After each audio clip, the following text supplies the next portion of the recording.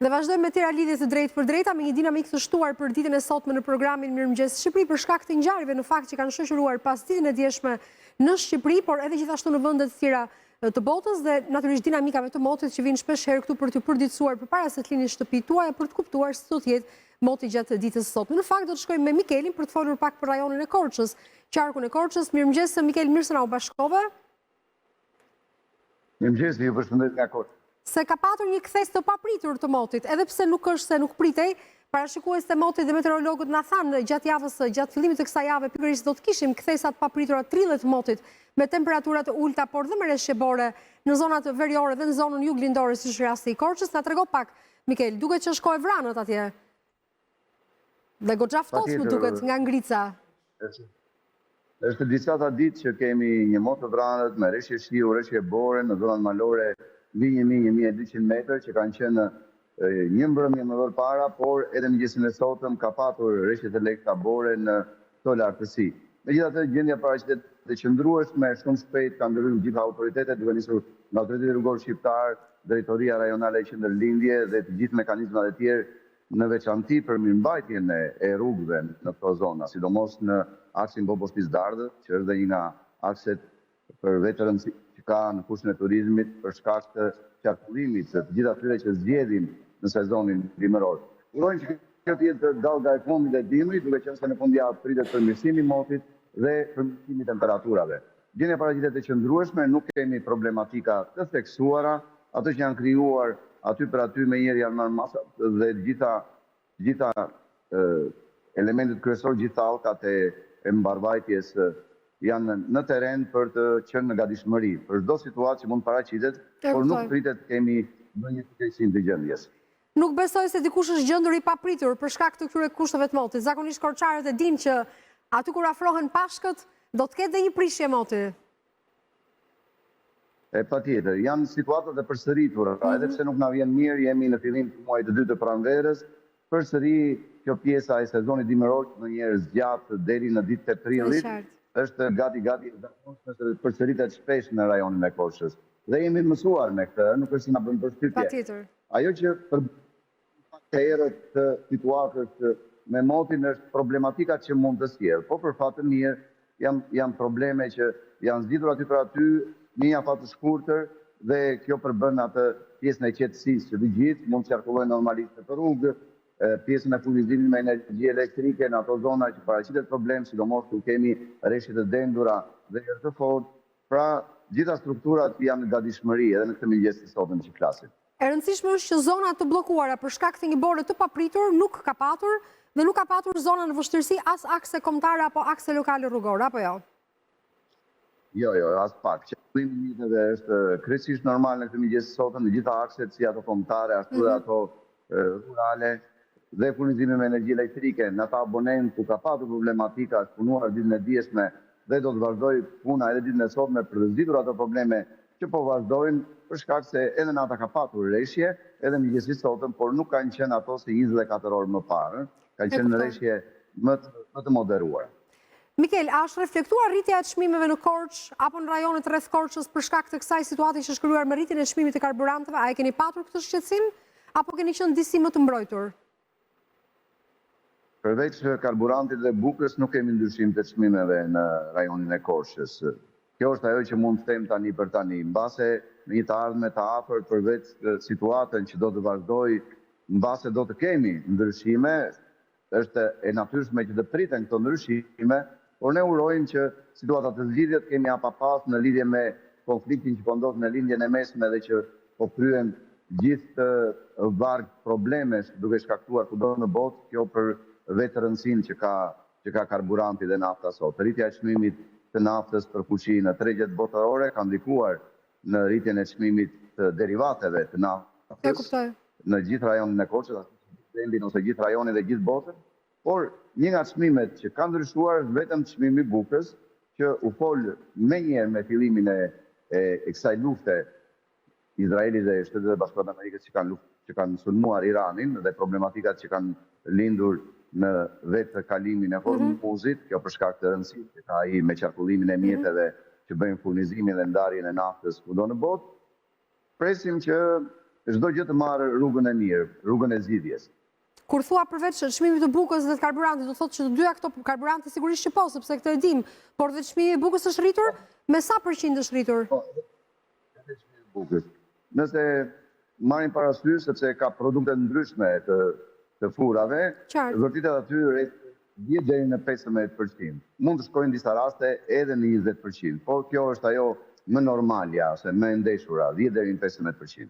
E kuptoj, mbase vjen për shkak të ndikimit të drejtë për drejtë që ka importi i miellit apo çmimi i energjisë që është rritur kudo, kështu të paktën na thanë dhe din programin Mirëmëngjes Shqipëri, ekspert dhe përfaqësues të shoqatës së eksportuesve që çmimi i energjisë elektrike ose i prodhimit të energjisë në përgjithësi është rritur me 35%. Mikel, praktikisht këto janë ditë kur Korça dhe korçarët do të presin shumë turistë për shkak të afrimit të periudhës së ngrohtë, temperaturave të larta, por dhe festës së Pashkëve që do të jetë në datën 12 prill për pjesën ortodokse të qytetarëve të Korçës. A ka patur flukse të shtuara turistësh në këtë zonë? Jo, ende.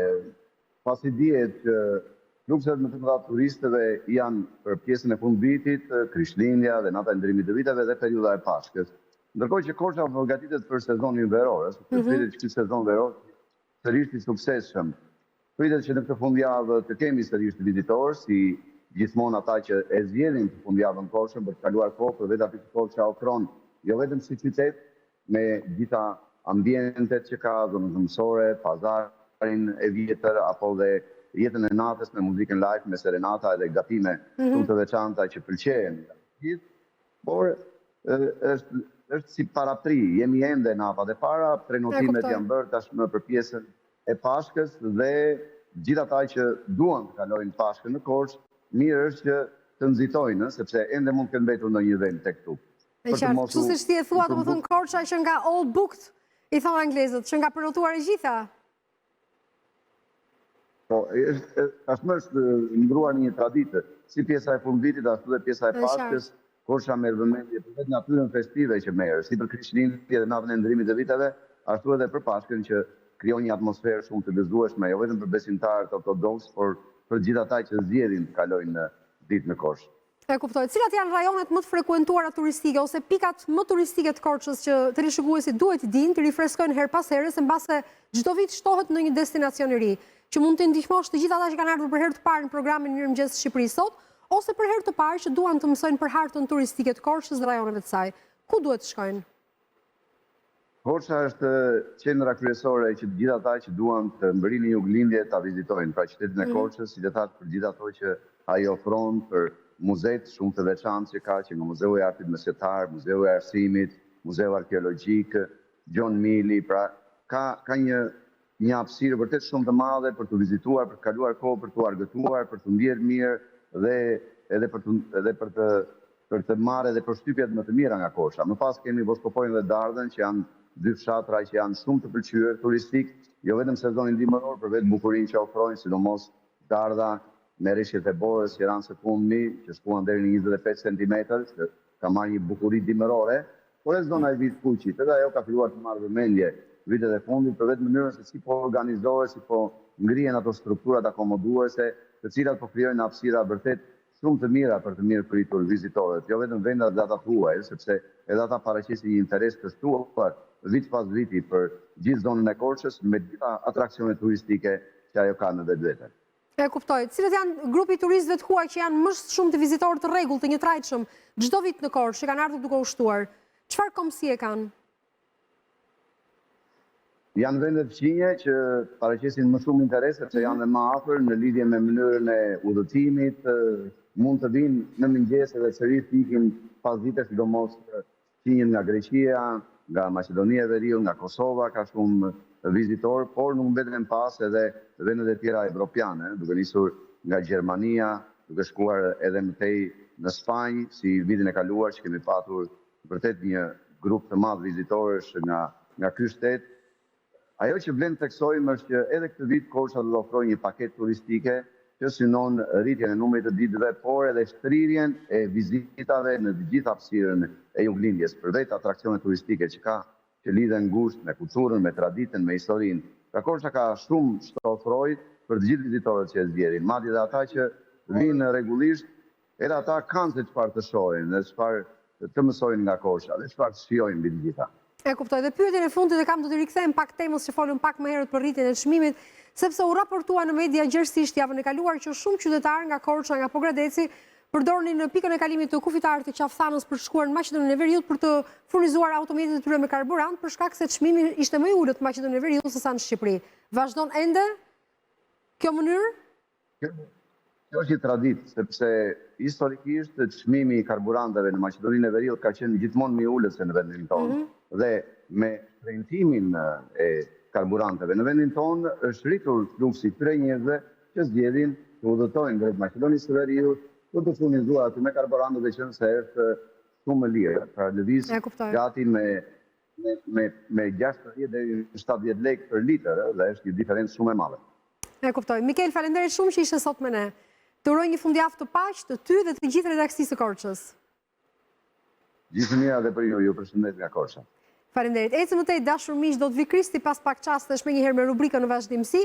Kështu janë rubrikat tek ne, maraton njëra pas tjetrës për të lënë radhën temave të tjera që lidhen me aktualitetin në vend, në rajon dhe në botë, por do të nuk të qëndrojmë larg parashikimit të motit dhe situatës me këtë bishtin e dimrit që ndonjëherë tregon këto trillet e motit me kthesat papritura me temperaturat ulta, sepse përtej kënaqësisë që mund të sjellë një bukuri dimrore që e kishim harruar deri disa javë më parë, mund të sjellë dëme të shumta në bujqësi.